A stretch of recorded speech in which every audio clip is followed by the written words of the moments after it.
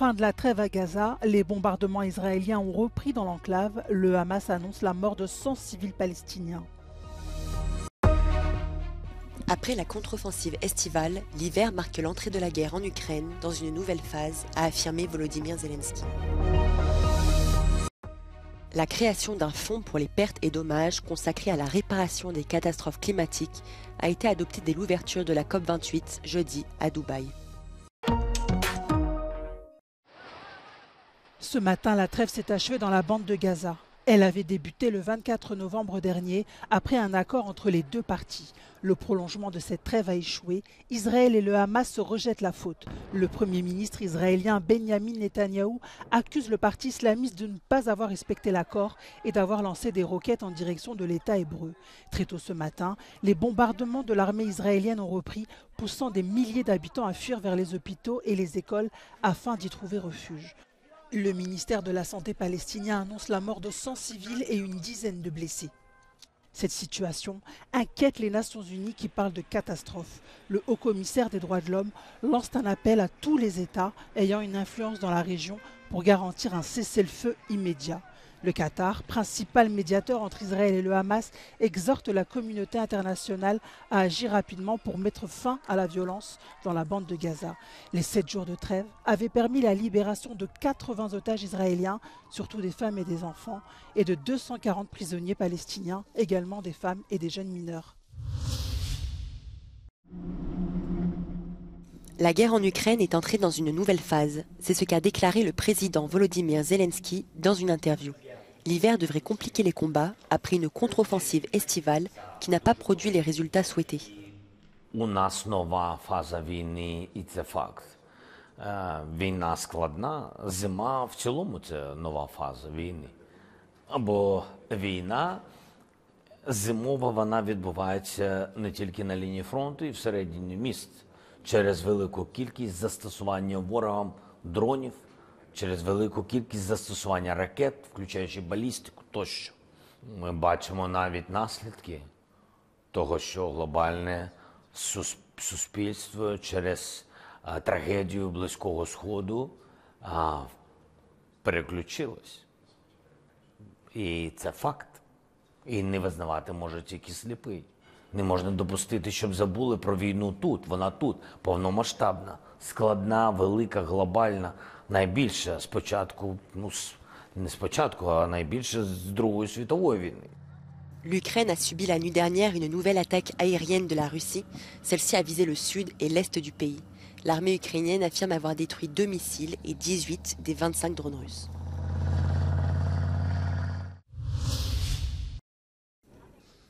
Coup de théâtre aux premières heures de la conférence des Nations Unies sur le climat. À la surprise générale, la création d'un fonds pour les pertes et dommages a été adoptée dès l'ouverture de la COP28 jeudi à Dubaï. Son but, aider les pays en développement à faire face au changement climatique. Si la taille de ce fonds de compensation très attendu reste à déterminer, la Barbade plaide, elle, pour un montant de 100 milliards de dollars par an. All the climate vulnerable countries are now also the world's most indebted countries because of having to fund reconstruction and rehabilitation without funding. So don't confuse the pledges you're seeing today as a sign of how big this fund is going to be.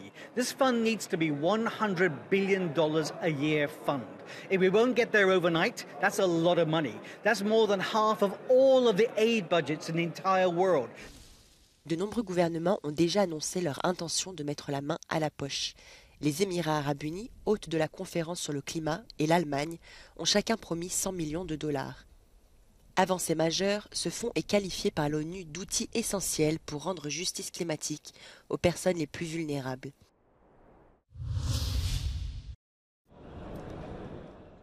Réunis à la COP28 de Dubaï, chefs d'État et dirigeants du monde entier ont appelé vendredi à prendre des mesures urgentes pour le climat. Mais reste à s'accorder sur la manière de réduire les gaz à effet de serre.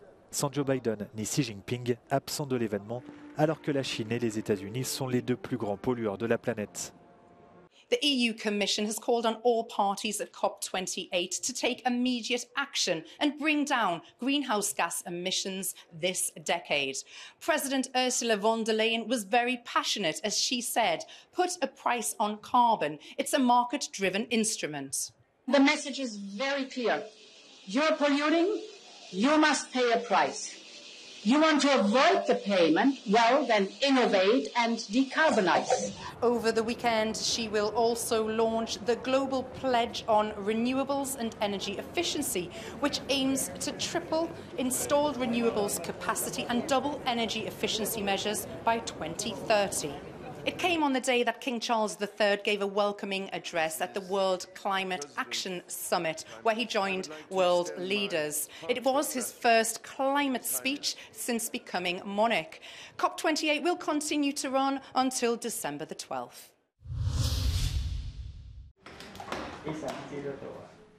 À l'occasion de la Journée mondiale de lutte contre le sida, qui a lieu chaque année le 1er décembre et dont le thème de cette 35e édition est intitulé « Confier le leadership aux communautés », un rapport met en lumière la possibilité d'éradiquer le virus du VIH à l'horizon 2030. We are celebrating the fact that there's tremendous progress that we've seen in the global HIV response. AIDS deaths, for example, have decreased by nearly 70% since they peaked in the early 2000s. There are fewer new infections now than ever before. This is great progress that countries around the world have made. There are 1.3 million new HIV infections that occur every year. Okay, that's just what we saw last year.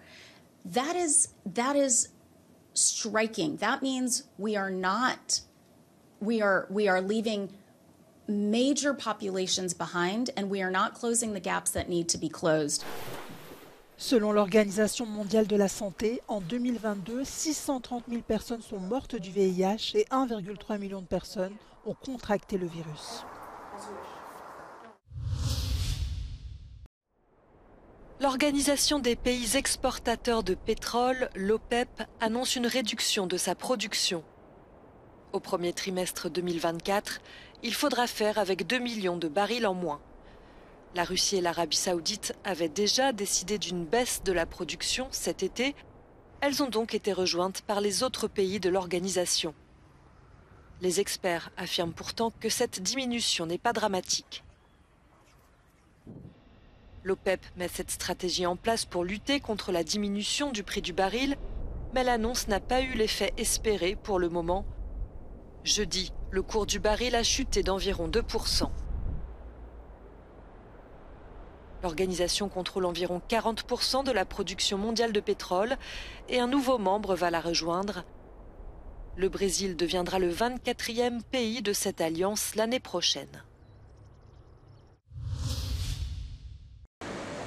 SLAP, cet acronyme anglais pour poursuite bâillon, pourrait s'imposer dans le débat public puisqu'il s'agit de lutter contre les procédures abusives. Les victimes de cette pratique sont les journalistes, les défenseurs des droits de l'homme ou les organisations de la société civile poursuivies par de grandes entreprises ou des responsables politiques. Le texte, proposé en 2022 par la Commission européenne, a fait l'objet jeudi d'un accord politique avec le Parlement européen et les États membres. Democracy cannot work without a free and independent media. This is why the Commission welcomes the political agreement reached by the European Parliament and the Council early this morning at 2:30 a.m. on the new EU rules to protect those targeted with strategic lawsuits against public participation, or as we call them, SLAPs. L'objectif de ces poursuites bâillons est de dissuader les personnes poursuivies de révéler des liens troubles ou des cas de corruption présumés par la menace et la réalisation de longues procédures judiciaires. 160 cas de ce type ont été identifiés l'année dernière dans l'Union européenne. Cross-border cases are covered by this new law, and we offer a high level of protection for journalists. They can claim also damages, for example, and there is an accelerated procedure in cases of manifestly unfounded cases. So the court proceeding can stop very quickly. This will save a lot of money, a lot of resources, and will help journalists in defending against SLAP cases. Les États membres devront aussi veiller à ce que les décisions rendues par des pays tiers dans le cadre de procédures infondées ou abusives à l'encontre de particuliers ou d'institutions domiciliées sur leur territoire ne soient pas reconnues.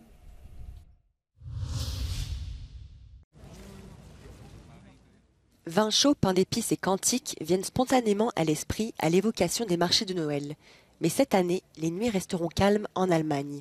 La société de gestion des droits d'auteur allemande GEMA a revu à la hausse sa grille de tarifs. Es gibt dieses Jahr keine Musik auf dem Weihnachtsmarkt, weil die GEMA eine Preiserhöhung für Weihnachtsmärkte von über 1000% gemacht hat.